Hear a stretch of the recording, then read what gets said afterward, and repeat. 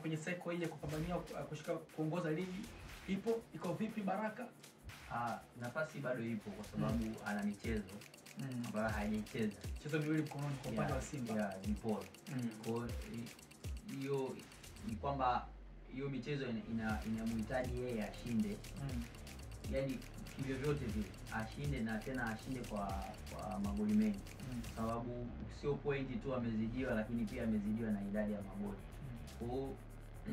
Kwa ambacho yeye anakitazamia na baada ya kucheza michezo ya kimataifa ya shirikisho, ni lazima michezo yake hapa nyumbani kama anahitaji ubingwa wa hapa ni lazima ashinde na ashinde kwa magoli mengi. Lakini pia hapo amuombea dua yake njaa. Either draw au ni kwamba afungwe ili mradi yeye apate chance sasa na yeye ya kufanyaje ya kumpita. Sababu kama zitaendelea hivi kila mtu atakuwa anashinda, ila means atakuwa bado pointi moja, yani ile pointi moja itakuwa hajaifikia bado. Lakini pia